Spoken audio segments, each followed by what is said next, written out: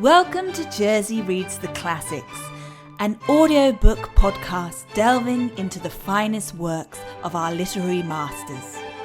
Unfortunately, it's read by this woman. What the hell? Who cares? Let's go on an adventure. Hello, and welcome back to Jersey Reads the Classics with me, your host, Rosie D. Candia. So with no further ado, let's get back to Peter Pan. We're on chapter 11, Wendy's story. Ha-ha. Listen then, said Wendy, settling down to her story with Michael at her feet and 7 boys in the bed. There was once a gentleman. I had rather he had been a lady, Curly said. I wish he had been a white rat, said Nibs. Quiet, their mother admonished them. There was a lady also, and... Oh, Mummy, cried the first twin. You mean that there is a lady also, don't you? She is not dead, is she? Oh, no. I am awfully glad she isn't dead, said Toodles. Are you glad, John? Of course I am. Are you glad, Nibs? Rather. Are you glad, twins? We are glad. Oh, dear, sighed Wendy. Little less noise there, Peter called out, determined that she should have fair play, however beastly a story it might be in his opinion. I like that, Peter, even though we found out in the last chapter he doesn't like this particular story, he is allowing her to tell it, and he's backing her up. Okay, he's being a good daddy. He's not that bad as a dad, this kid. He's got this innate thing. I mean, he has been these kids' fathers anyway, for the kids' father for a long time. Okay. The gentleman's name, Wendy continued, was Mr. Darling, and her name was Mrs. Darling. I knew them, John said, to annoy the others. I think I knew them, said Michael rather doubtfully. They were married, you know, explained Wendy. And what do you think they had? White rats? Cried Nibs, inspired. No, it's awfully puzzling, said Toodles, who knew the story by heart. I love that. This is hysterical. Quiet, Toodles. They had 3 descendants. What is descendants? Well, you are one, twin. Did you hear that, John? I am a descendant. Descendants are only children, said John. Oh, dear, sighed Wendy. Now, these 3 children had a faithful nurse called Nana. But Mr. Darling was angry with her and chained her up in the yard, and so all the children flew away. It's an awfully good story, said Nibs. They flew away, Wendy continued, to the Neverland where the lost children are. I just thought they did, Curly broke in excitedly. I don't know how it is, but I just thought they did. Oh, Wendy, cried Toodles. Was one of the lost children called Toodles? Yes, he was. I am in a story. Hurrah! I am in a story, Nibs. Hush. Now, I want you to consider the feelings of the unhappy parents with all their children flown away. Ooh. They all moaned, though they were not really considering the feelings of the unhappy parents one jot. Think of the empty beds. Ooh. It's awfully sad, the first twin said cheerfully. I don't see how it can have a happy ending, said the second twin. Do you, Nibs? I'm frightfully anxious. If you knew how great is a mother's love, Wendy told them triumphantly, you would have no fear. She had now come to the part that Peter hated. I do like a mother's love, said Toodles, hitting Nibs with a pillow. Do you like a mother's love, Nibs? I do just, said Nibs, hitting back. You see, Wendy said complacently, our heroine knew that the mother would always leave the window open for her children to fly back by, so they stayed away for years and had a lovely time. Did they ever go back? Let us now, said Wendy, bracing herself up for her finest effort, take a peep into the future. And they all gave themselves the twist that makes peeps into the future easier. Years have rolled by, and who is the elegant lady of uncertain age alighting at London Station? Oh, Wendy, who is she? Cried Nibs, every bit as excited as if he didn't know. Can it be? Yes, no, it is the fair Wendy. Oh, and who are the 2 noble portly figures accompanying her now, grown to man's estates? Can they be John and Michael? They are. Oh, see, dear brother, says Wendy, pointing upwards. There is the window still standing open. Ah, now we are rewarded for our sublime faith in a mother's love. So up they flew to their mummy and daddy, and pen cannot describe the happy scene over which we draw a veil. That was the story. That was the story. That was the story. And they were just as pleased with it as the fair narrator herself. Everything just as it should be, you see. Off we skip like the most heartless things in the world, which is what children are, but so attractive. And we have an entirely selfish time, and then when we have need of special attention, we nobly return for it, confident that we shall be rewarded instead of smacked. Well, that sentence packed a punch. So Wendy, at least Wendy's still remembering. So she knows, it seems like this is foreshadowing, the shadow of that they need to get their asses back home. But this has been years. But I like how this comment is like, these kids are selfish at the time, enjoying their life, just taking for granted that, you know what, when it's time to go home, people are going to be waiting there with bells and whistles and not wanting to smack them. Actually, people don't smack kids nowadays, okay? I got hit once when I was 8 years old. My father has big, thick hands, and that all it took was one hit in the leg, and I never did that shit again. Ugh, in my house, please. Anyway. So great indeed was their faith in a mother's love that they felt they could afford to be callous for a bit longer. But there was one there who knew better, and when Wendy finished, he uttered a hollow groan. "What is it, Peter?" she cried, running to him, thinking he was ill. She felt him solicitously lower down his chest. "Where is it, Peter?" "It isn't that kind of pain," Peter replied darkly. "Oof. Then what kind is it?" "Wendy, you are wrong about mothers." They all gathered round him in a fright. So alarming was his agitation, and with a fine candor he told them what he had hitherto concealed. "Long ago," he said, "I thought like you that my mother would always keep the window open for me, so I stayed away for moons and moons and moons, and then flew back. But the window was barred, for mother had forgotten all about me, and there was another little boy sleeping in my bed." I am not sure that this was true, but Peter thought it was true, and it scared them. "Are you sure mothers are like that?" "Yes." So this was the truth about mothers. The toads! Still, it is best to be careful, and no one knows so quickly as a child when he should give in. "Wendy, let us go home," cried John and Michael together. "Yes," she said, clutching them. "Not tonight?" asked the lost boys, bewildered. They knew in what they called their hearts that one can get on quite well without a mother, and that it is only the mothers who think you can. "At once," Wendy replied resolutely, for the horrible thought had come to her. Perhaps mother is in half mourning by this time. Oh shit, things getting real. These kids are gonna fly away. No wonder Peter hates the story. He doesn't want Wendy to remember. Remember, he doesn't want Wendy to remember. Okay. This dread made her forgetful of what must be Peter's feelings, and she said to him rather sharply, "Peter, will you make the necessary arrangements?" "If you wish it," he replied, as coolly as if she had asked him to pass the nuts. Not so much as a sorry to lose you between them. If she did not mind the parting, he was going to show her, was Peter, that neither did he. You see when you're stubborn? You see? But of course, he cared very much, and he was so full of wrath against grown-ups, who as usual were spoiling everything, that as soon as he got inside his tree, he breathed intentionally quick, short breaths at the rate of about 5 to a second. He's in fear. He knows he's going to lose Wendy, and he loves Wendy. He just doesn't know it in that way. He did this because there is a saying in the Neverland that every time you breathe, a grown-up dies, and Peter was killing them off vindictively as fast as possible. I was giving him more credit than it's due. Okay, Peter's a little bit dark right now. They did say he replied shit darkly, so okay. Then having given the necessary instructions to the Redskins, he returned to the home where an unworthy scene had been enacted in his absence. Panic-stricken at the thought of losing Wendy, the Lost Boys had advanced upon her threateningly. "It'll be worse than before she came," they cried. "We shan't let her go. Let's keep her prisoner. Aye, chain her up. Look at them, these little bastards are turning on her. Now they want to keep her there. Oh my God, it's like Lord of the Flies going on here. Damn." In her extremity, an instinct told her to which of them to turn. "Toodles," she cried, "I appeal to you."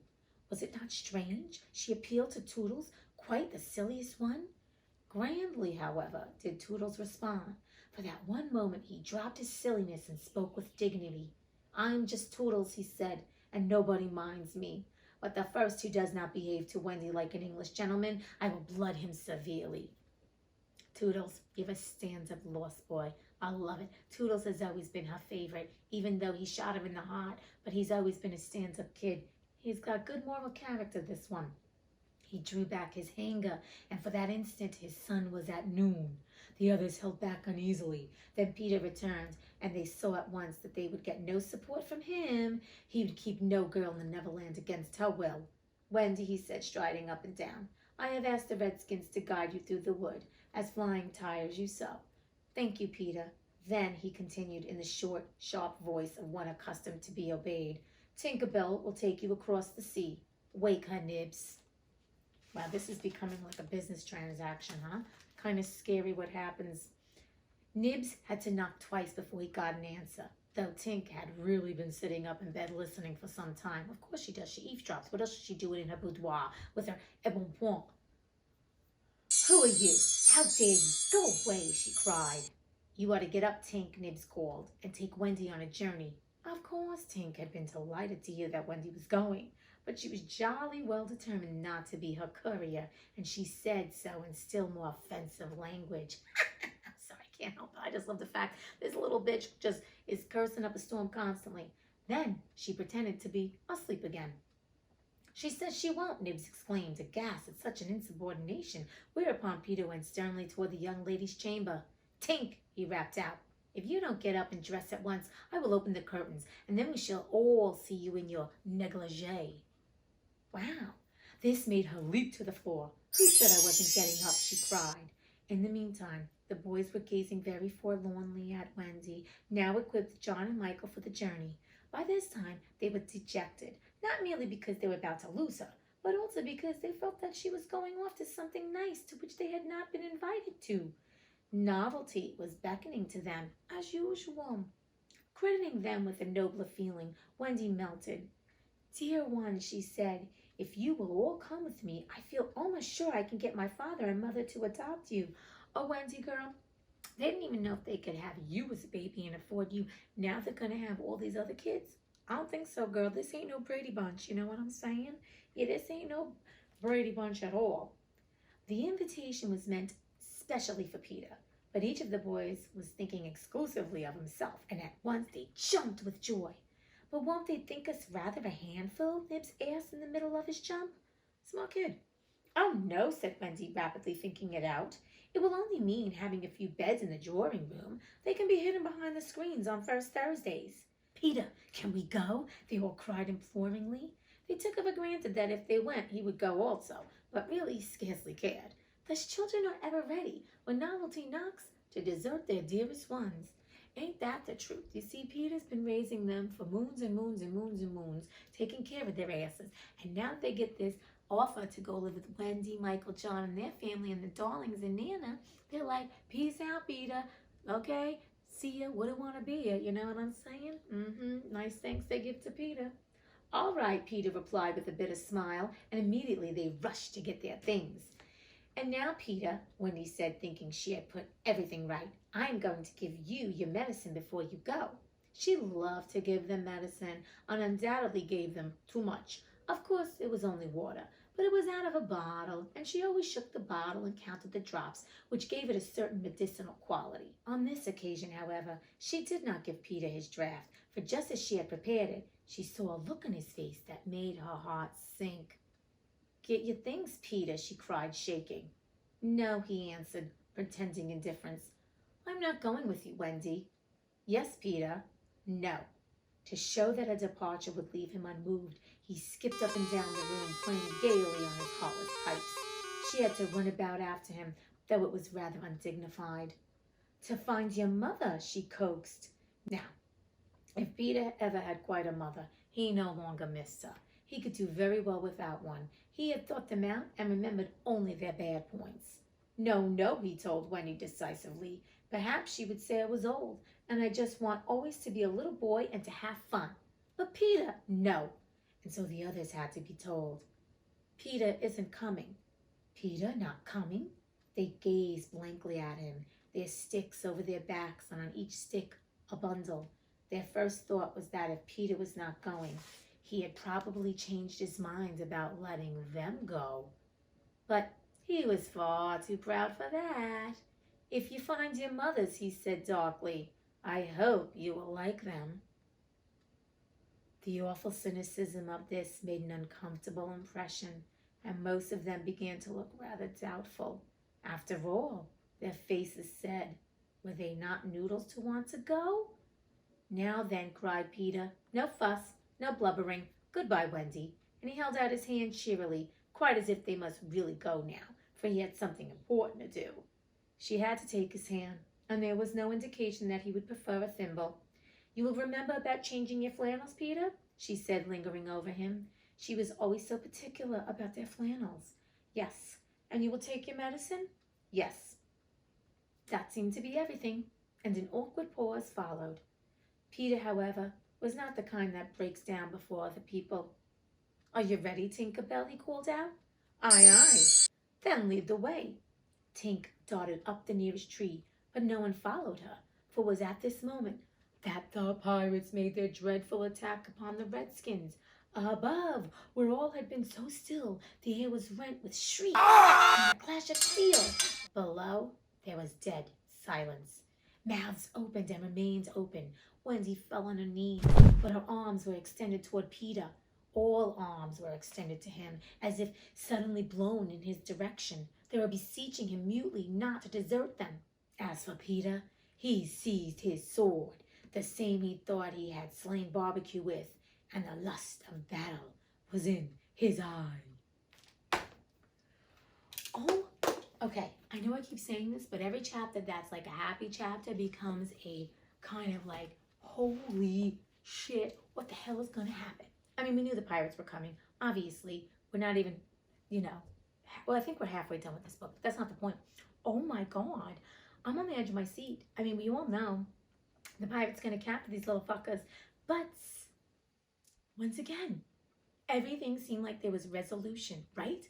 There was a resolution. They were going to leave and take off, and now calamity strikes suddenly out of the blue, a catastrophe. They're not going anywhere. Okay, so this whole chapter, very interesting to me. Wendy is still remembering her parents and such like that. And then Peter, of course, hates this story because Peter himself has some bad, conceptions or preconceived conceptions of parents and mothers. So what I think is interesting, you know how Wendy talks lovingly about a mother's love and how wonderful it is and how they're always unconditional and what have you. And Peter, from his supposed experience, can't stand mothers. And so he counteracts her story with his truth.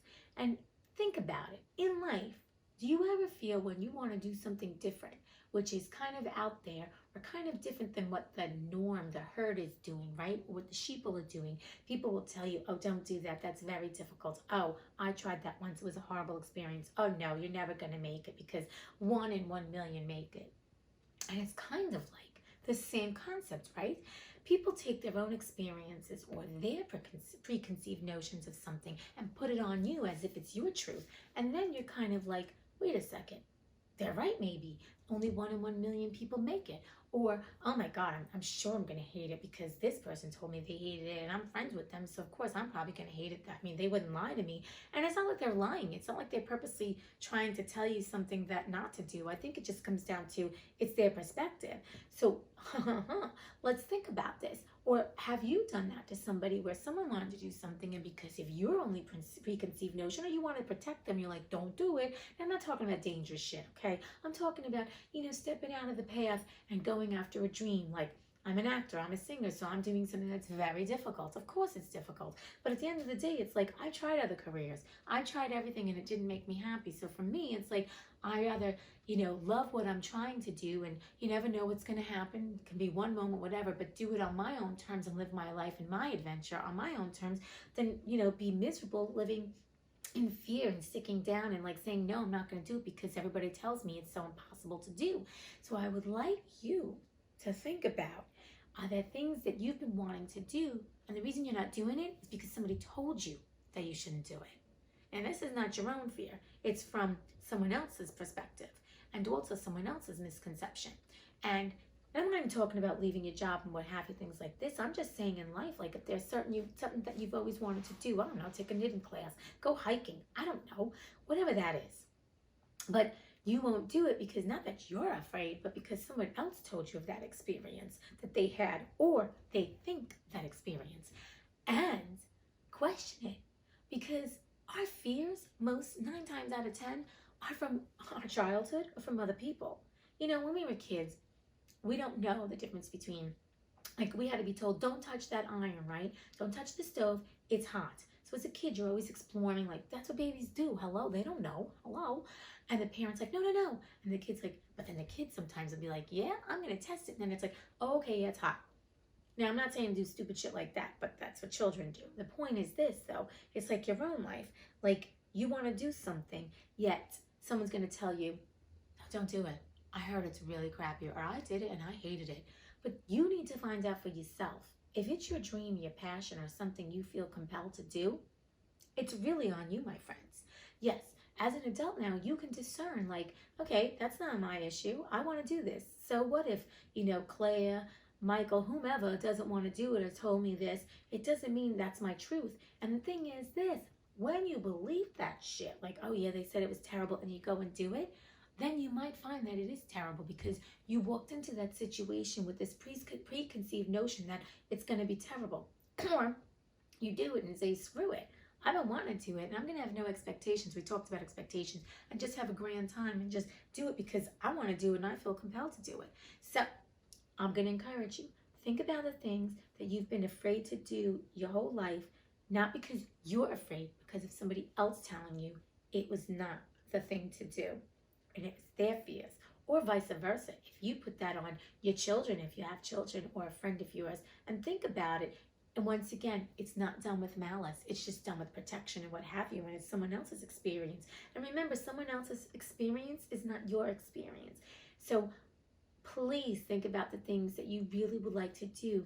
And what is the root of that fear that's causing you not to do it? Okay? Now, there's fears that could be inherently yours, and that's different. And that's what we're working through, anxiety and fear, and just finding out at the end of the day, you know, we do have fear because we're always, it's the fear of the unknown, but life is truly unknown. It is an adventure, and we don't know the outcome no matter what we do. So we have to just sometimes release the fear and step into it. But I would like you to think of things that you've been wanting to do or haven't done because someone told you not to do it and said, well, the risk is too high. I mean, you can't pursue that, or you can't open this business. You can't do that. Why? That's, if you're afraid to do it, don't put your fears on me. And like I said, it's not done with malice. So think about those things, and think about, like, if that's something you still ignites a fire in you. Is there something you want to do that you're like, screw it, I'm not going to take someone else's idea about or expectation or experience and take it on as my own, because their life is not your life. Remember, we all have our own journeys and adventures. And I do think when you step out in fear, whether it's from your own experience or from your own, you know, notions or, you know, perceptions, or from someone else's preconceived notions, you'll find that when you step out in fear and you do something new and different, 9 times out of 10, you're like blown away how amazing it was because you actually stepped out of your fear. Fear is something that can paralyze anybody. It makes you just stop in your tracks, right? Like if you're running through the woods and you hear a sound, you're like, holy shit, or you're walking through the woods and you hear something, you're like, right? And you think it might be like, oh my God, is there someone in the woods with me? Or is it an animal? And your fear paralyzes you. And that's what it also does in pursuing your dreams, your goals, and your visions, or trying something new. It literally paralyzes you into a stagnant state. But like anything else, when you have fear of flight syndrome, right? Someone comes towards you, you suddenly get that adrenaline and you run and go where you need to go for survival. Same thing in your life. You feel the fear, you work through it, you process it, see where it's coming from. Like identify what is triggering me. What is causing this fear? Is it a childhood thing? Is it from friends? Think about what this fear is, and then think to yourself, if I did this thing, what is the worst that could happen? I'm not talking about jumping off a building, okay? We're talking about just things in your life that you're afraid to pursue, things that you're like, you really want to do, but you have this fear that you can't explain. And that's what's great about this, is to address where this fear is coming from. So you got a lot to do, okay? Because we all need to live in a fearless mode, not saying stupid mode, okay? Because what you do is you discern, okay? You don't say yes to everything. You just discern what is something that you really feel compelled to do, that your spirit's like, please do this, please do this, please open this business, right? Start an online business, start something new, create this, patent this, do this, go on this adventure, go on this trip, take this new job, start a new career. I'm talking about things like that, my friends. I'm not talking about doing crazy shit, because I don't know about that stuff. I'm not that adrenaline junkie. But that's what I'm talking about. So think about the things you've always wanted to do. See what the fear, like where this fear is coming from. Is it your own fear, or is it fear of the collective around you and things that you've been told?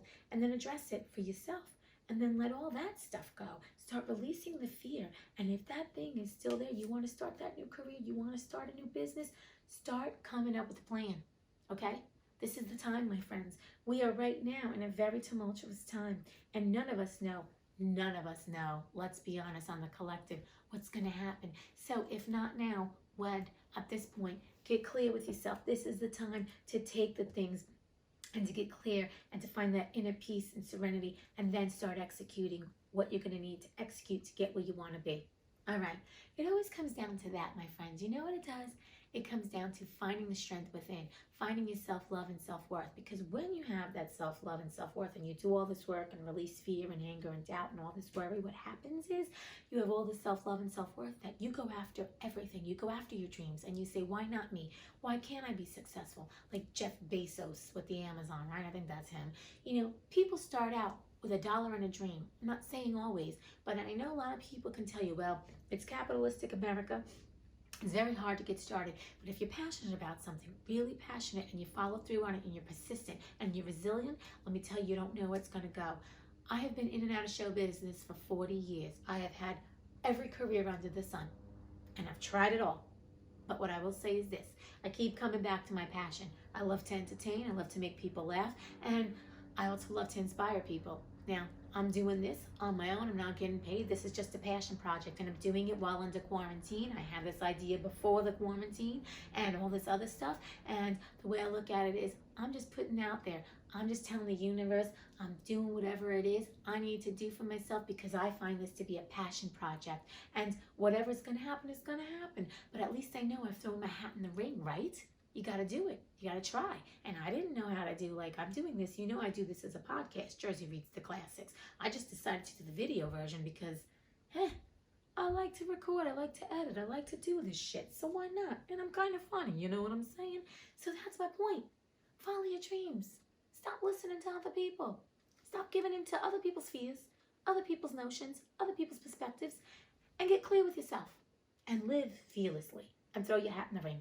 That's it. You got to throw your hat in the ring. That's it. I mean, you can't go into a battle and thing if you're not going to step into the ring. That's anything in life. So just step into it. Step out of your fear.